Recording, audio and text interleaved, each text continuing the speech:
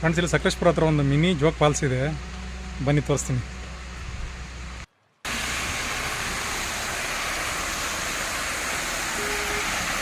ನೋಡ್ತಿದ್ದೀರಲ್ಲ, ಇದೇ Sakleshpur ಹತ್ರಲ್ಲಿರೋ mini Jog falls.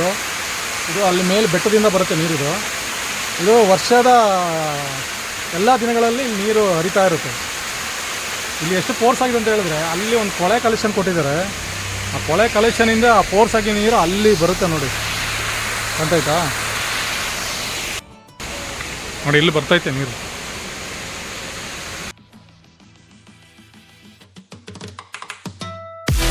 Sakleshpur ghat section ಮಧ್ಯಭಾಗದಲ್ಲಿದ್ದೀನಿ. ಇಲ್ಲಿ ಏನಂತ ಹೇಳಿದ್ರೆ, ಇಲ್ಲಿ ಮೊದಲೆಲ್ಲ ಇಲ್ಲಿ ನೋಡ್ಬೋದು ನೀವು ಕೆಳಗಡೆ, ಇಲ್ಲಿ ಮೊದಲೆಲ್ಲ ಇಲ್ಲಿ ನೀರೆಲ್ಲ ತುಂಬಿ ಹರಿತಾ ಇತ್ತು. ಇವಾಗ ಮಳೆ ಕೈ ಕೊಟ್ಟಿದ್ರಿಂದ ಮಳೆ ಇಲ್ಲ, ಹಾಗಾಗಿ ನೀರಿನ ಅಭಾವ ಇವಾಗಲೇ ಸೃಷ್ಟಿ ಆಗಿದೆ ಅನಿಸುತ್ತೆ.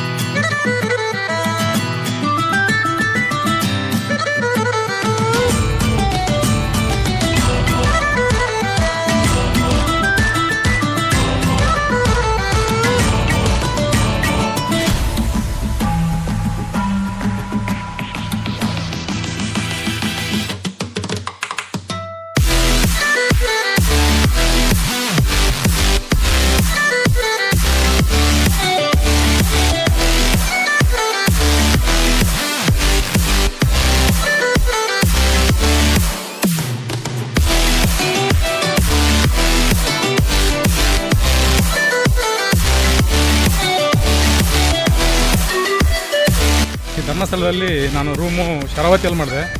ಅಲ್ಲಿ ಟಿಕೆಟ್ ಬಂದು 110 ರೂಪಾಯಿ. ಅಂದರೆ ವಿದ್ದು ಬಾತ್ರೂಮ್ ಎಲ್ಲ ಇಲ್ಲ, ಅಂದರೆ ಹೊರಗಡೆ, ಅಂದರೆ ಎಲ್ಲ ರೂಮ್ಗಳಿಗೆ ಸೇರಿ ಒಂದು ಬಾತ್ರೂಮ್ ಇದೆ. ಆದರೆ ರೂಮ್ ಮಾತ್ರ ತುಂಬ ಚೆನ್ನಾಗಿದೆ.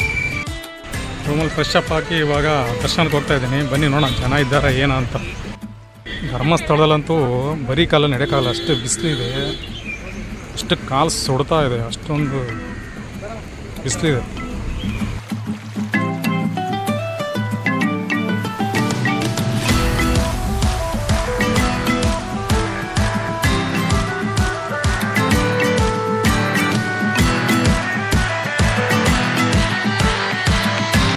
ಫ್ರೆಂಡ್ಸ್, ಧರ್ಮಸ್ಥಳ ದರ್ಶನ ಬರೀ ನನಗೆ 10 ನಿಮಿಷದಲ್ಲಿ ಆಗೋಯ್ತು. ಅಷ್ಟು ಬೇಗ ಬಂದು 10 ನಿಮಿಷದಲ್ಲಿ ದರ್ಶನ ಆಗೋಯ್ತು.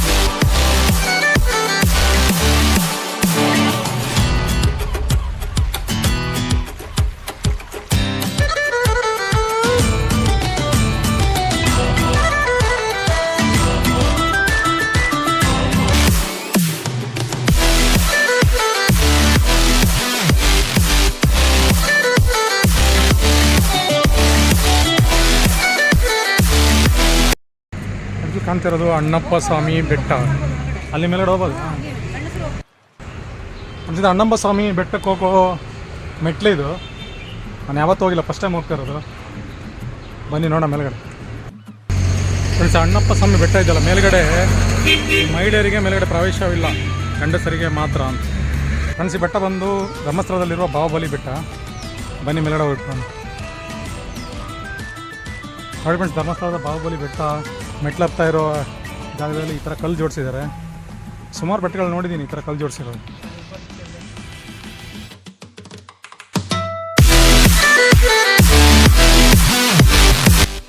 ಕಾಣ್ತದಲ್ಲ, ಇದು ಬಾಹುಬಲಿ ಬೆಟ್ಟ ಧರ್ಮಸ್ಥಳದಲ್ಲಿರೋದು. ಕೆಲವರು ಏನು ಮಾಡ್ತಾರೆ ಅಂತ ಹೇಳಿದ್ರೆ, ಧರ್ಮಸ್ಥಳ ಬಂದವರು ಈ ಜಾಗನ ನೋಡೋದೇ, ಅಂದರೆ ಮೆಟ್ಲು ಹತ್ತಕ್ಕಾಗಲ್ಲ ಅಂತ ನೋಡೋದೇ ಬಿಟ್ಬಿಡ್ತಾರೆ, ಹೋಗೋದೆ ಮೆಟ್ಲತ್ತಕ್ಕಾಗಲ್ಲ ಅಂತ, ಸುಸ್ತಾಗ್ಬಿಡುತ್ತಂತೆ ಬಿಸಿಲಿರೋದ್ರಿಂದ ಕೆಲವ್ರ ಮೇಲೆ ಬರೋಲ್ಲ.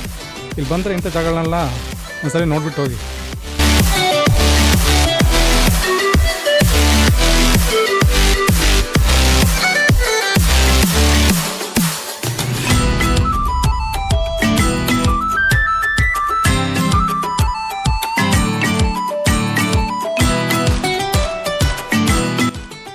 ಬೆಟ್ಟದ ಮೇಲೆ ಏನು ಬಿಸ್ತಿದೆ ಅಂತ ಹೇಳಿದ್ರಪ್ಪ, ಕಾಲಿಡಕ್ಕೆ ಕಾಲು ಕೊತ ಅಂತ ಕುದೀತಾ ಇದೆ ಅಲ್ಲಿ. ನಾನಲ್ಲಿ ನೀರಿತ್ತು, ತಲೆಗೆಲ್ಲ ನೀರು ಹೊಯ್ಕೊಂಡು ಬಂದೆ. ಇವಾಗ ಅಷ್ಟೊಂದು ಬಿಸಿಲಿದೆ. ಎಷ್ಟು ಟೈಮ್ ಬಂದು 5 ಗಂಟೆ. ಇವಾಗ 5 ಗಂಟೆಗೆ ಅಷ್ಟೊಂದು ಬಿಸಿಲಿದೆ ಇಲ್ಲಿ. ಇನ್ನೂ ತಣ್ಣಗಾಗಿಲ್ಲ, ಇನ್ನೂ ತಣ್ಣಗಾಗಬೇಕಿನ್ನು.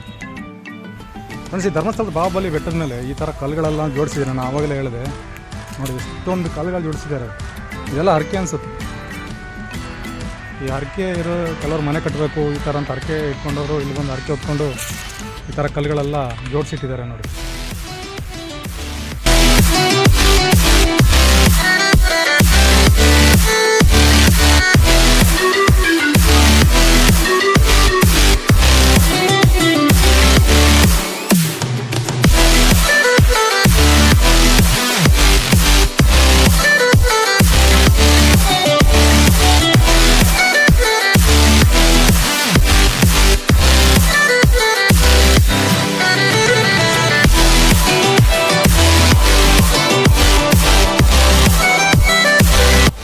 ಧರ್ಮಸ್ಥಳಕ್ಕೆ ಬಂದರೆ ಈ ಶರಾವತಿ ಲಾಡ್ಜ್ ಎದುರುಗಡೆ ವಸ್ತು ಸಂಗ್ರಹಾಲಯ ಇದೆ ಕಾರದು. ನೀವು ಯಾವ ಕಾಲದಲ್ಲಿ ನೋಡದಿರೋ ಕಾರ್ಗಳೆಲ್ಲ ಇಲ್ಲಿದೆ. ಅಮೇರಿಕದ ಹಳೆ ಕಾರುಗಳು, ಎಷ್ಟೆಷ್ಟು ಲೆಂತ್ಗಳು, ನೀವು ಓಲ್ಡ್ ಪಿಕ್ಚರೆಲ್ಲ ನೋಡಿರ್ತೀರಲ್ಲ, ಆ ಕಾರ್ಗಳು ಪೂರ್ತಿ ಇಲ್ಲಿ ನಾವು ವಸ್ತು ಸಂಗ್ರಹದಲ್ಲಿ ನೋಡ್ಬೋದು.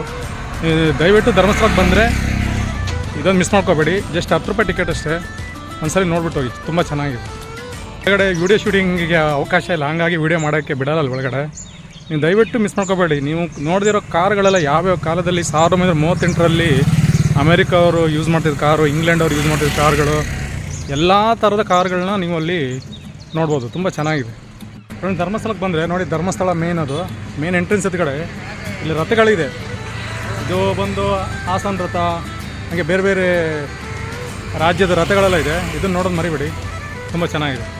ಧರ್ಮಸ್ಥಳದಲ್ಲಿ ರೂಮ್ ಇಲ್ಲೇ ಮಾಡಿದ್ದು. ಇದೊಂದು ಶರಾವತಿ ವಸತಿ ಗೃಹ. ಇದು ಇಲ್ಲಿ 2 ಸ್ಟೆಪ್ ಇದೆ. ಅಂದರೆ ಈ ಕಡೆ ಒಬ್ಬರು ನೋಡ್ಬೋದು ಮೇಲ್ಗಡೆ, ಈ ಕಡೆ ಒಬ್ಬರು ನೋಡ್ಬೋದು. ಹಾಗೆ ಚಾಪೆನೂ ಇದೆ ಕೆಳಗಡೆ. ಸುಮಾರು ಒಂದು 5-6 ಜನ ಮಲಗ್ಬೋದು ಇಲ್ಲಿ.